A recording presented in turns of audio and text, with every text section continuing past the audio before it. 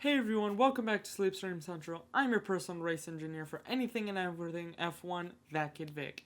And today, I'm going to give my predictions on this weekend in Spain. Make sure you stay tuned so you don't miss a thing. So, as you all have probably already seen, today's video is going to be a little longer than my last one. And that's because for my qualifying predictions, I'm going all the way down to P10. Meaning, that's just more drivers for me to comment on. Now, let's get started. Kicking off my qualifying predictions in P1 will be none other than Oscar Piastri, aka still the number one McLaren. Although Norris had won last weekend in Monaco, he's still the championship leader and only got third because the team told him to intentionally go slow to give Norris that pit stop gap. And when they told him to go faster to give Leclerc pressure, guess what? He closed that 7-second gap just like that. And in second, finishing off the front row will be Mr. Maximilian Verstappen. He has been super quick lately with him leading most of the Monaco Grand Prix last weekend. Just getting caught out by Red Bull's strategy of trying to keep him out super long and only pit him on the second to last lap. I think that if Red Bull had chosen a better strategy for Max, he could have gotten a P3 instead of that P4 that he got. And in P3 will be the pretty boy of the grid, Lando Norris. Now yes, I know. He set the course record in Monaco during qualifying and then went on to win the race. But it is also because, well, McLaren just favored him so much more than they did Oscar. Now this weekend, with them not doing that, he definitely won't be as high up as he was. P4 will be the Mercedes of George Russell. Now last weekend, I think he just got super unlucky. Number one, with his car going kaput in Q2, meaning he only started 14th. And then Alex Albon in the race going super slowly, on purpose, of course, for his teammate, but still. And then added onto that, his not one, but 2 drive-through penalties. All because he was super impatient and just could not sit behind Albon and kept going straight on at the Neuville chicane. Again, just super unlucky, but this weekend I don't think he's going to have any of those problems. His car is going to hold up just fine. There's going to be no slow drivers. Hence why I put him in P4. Starting off the third row and the halfway point of my qualifying predictions will be Charles Leclerc in P5. Now, with his P2 finish in Monaco last weekend, I think that Ferrari he's in has definitely been upgraded quite a bit. I mean, his teammate Lewis Hamilton even got a P5. And before that, neither of them, well, together obviously, have done better than a P7 and a P8 pretty much. And even sometimes they would be lower. Now, the car does show promise. Showed promise last weekend, and now we shall see for this weekend. But that's why I put Charles Leclerc up into P5. In P6 will be the second Mercedes of Kimi Antonelli.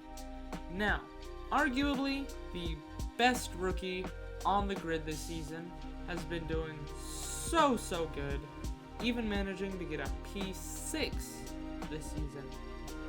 I mean, yes, last weekend he got super unlucky, crashing out in Q1, getting 15th though, however, and dropping down to 18th. I mean, just unlucky for him, but he has been doing so strong this season that he's still 7th of the Drivers' Championship, which, as a rookie, I think is super, just super impressive. Now in P7 will be the second Ferrari of Lewis Hamilton. Now, this season, and a couple of the previous seasons, I feel like he's become sort of a midfield driver. Kind of like Alonso. I mean, he's getting old. He's in his 40s now, which is insane to be still driving in Formula One at that age, but he hasn't been doing as good as he once was. I mean, in his prime, he won, 7 world championships, and I don't see that pace in him anymore. Now, this is not diminishing his accomplishments in any way. He will always be remembered as one of the greatest Formula One drivers of all time, but recently he just hasn't been on the pace as much. I mean, like, his best finish was that P5 in Monaco.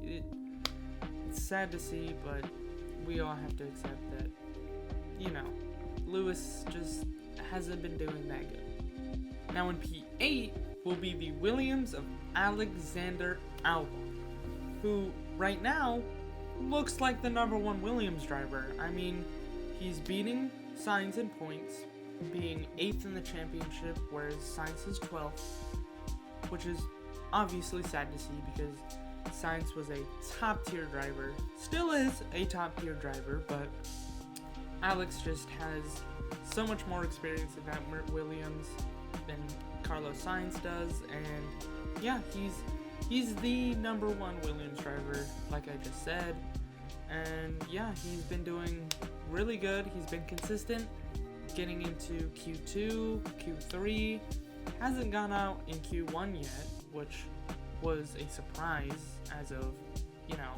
last year's performance, but he's been doing really good, and the car has been strong, so I think he's going to start P8 for the race.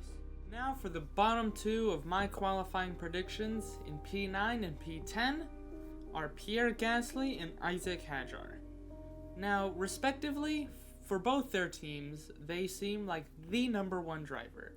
I mean, Pierre Gasly, just look at him. Last year, he looked like pretty much the bottom of the bottom, like just not a fast driver. I mean, yes, it was also because of the car, but he just didn't look all that fast. Now this year, however, I mean, his best finish, yes, was a P7, but that P7 came in Bahrain, where he started P3. Yes, P3 in an Alpine it was just shocking to see. And then Hadjar, I mean, his best finish was last weekend, where he got a P6.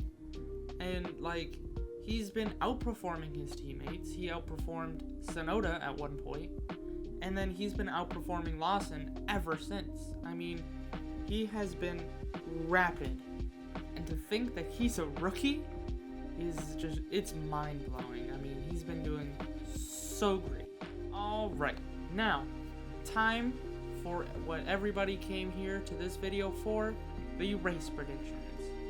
I'm only going to P5 though, because, it's getting a little bit long for a video about, just predictions. So, only P5, let's get started. Starting off my list of race predictions is going to be, Oscar Piastri. Started in P1, finished in P1. There's not going to be a lot of drama for him, no slow pit stops, no overtaking, none of that. It's just going to be smooth sailing for the entire race, and, it's just going to run away with it pretty much. Now in P2, however, will be the man who started in P3, Lando Norris. Just overtaking Max around halfway through the race with DRS on that main straight. No pit stops problems for him, nothing, just overtaking Max with a simple DRS. And, in P3, obviously, Max Verstappen. Again, no drama for him, just, being overtaken by Lando on that main straight around halfway through the race. During that first stint, I mean, he may be a little slow, but nothing too slow to where it's super noticeable. I mean, might have some tire issues, some warm tires or tire degradation, one of the two. Finishing off the second row in P4 will be the first Ferrari of Charles Leclerc, who after George Russell had a slowish pit stop on his first attempt, will just cruise right on by on that main straight and overtake him. Now, there's not going to be any slow stops for Charles, no tire worries, none of that. Smooth race, just like everyone else that I've said, and pretty much everyone else on the grid, except for Russell, who, well, of course, like I just said, will have that slow-ish pit stop. Now in P5, as I just said, the man who had the slowish pit stop, George Russell, just getting caught a little unlucky around a 2-3 second pit stop, which for Formula One isn't necessarily super slow, but also it's not where it should be. And that'll do it, folks, for my predictions on this weekend in Spain. I'm curious to see what y'all's predictions are, so make sure y'all leave those in the comments down below. And as always, don't forget to like, subscribe, and hit that bell notifications icon so you can stay up to date on all of my new videos. I'm your personal race engineer for anything and everything F1, That Kid Vic, and this is me signing off for today.